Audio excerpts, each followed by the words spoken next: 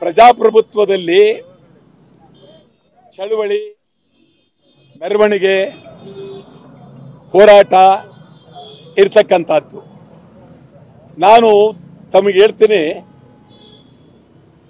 15ನೇ ವರ್ಷಕ್ಕೆ ನಾನು ಚಳವಳಿ ಶುರು ಮಾಡಿದೆ. ಮೊದಲನೇ ಪೊಲೀಸ್ ಕಮಿಷನರ್ ಚಾಂಡಿ, ಮೊದಲನೇ ಪೊಲೀಸ್ ಕಮಿಷನರ್. ಇಲ್ಲಿವರೆಗೂ ಹೋರಾಟ ಮಾಡ್ಕೊಂಡು ಬಂದಿದ್ದೀವಿ.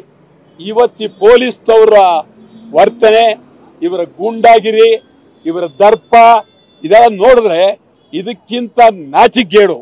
ಇದೇನು ಇದು ಪೊಲೀಸ್ ರಾಜ್ಯವಾ? ಏನು ಹುಡುಗಾಟನ? ಇಲ್ಲಿ ಮಾತಾಡಕ್ ಬಿಡೋದಿಲ್ಲ, ತಳ್ತಾರೆ, ನೂಗ್ತಾರೆ. ಏನು ಹುಡುಗಾಟ ಇವ್ರದು? ಹೇಳೋರಿಲ್ಲ, ಕೇಳೋರಿಲ್ಲ. ಮೊನ್ನೆ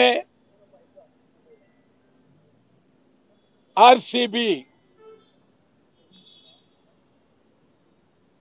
ಸಮಾರಂಭ, RCB ಸಮಾರಂಭದಲ್ಲಿ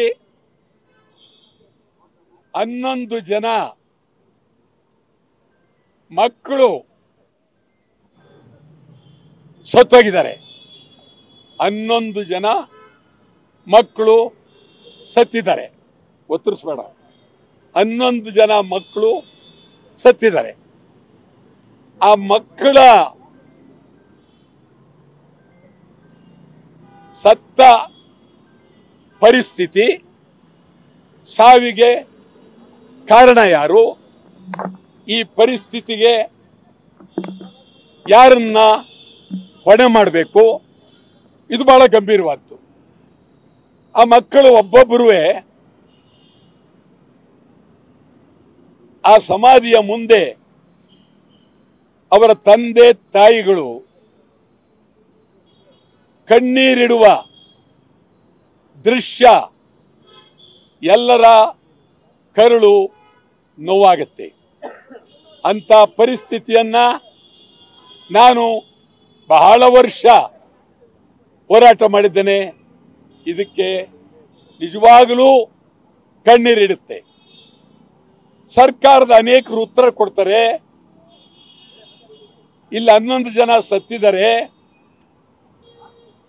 ಅಲ್ಲಿ ಕುಂಭಮೇಳದಲ್ಲಿ ಸಾಯಲಿಲ್ವೇ,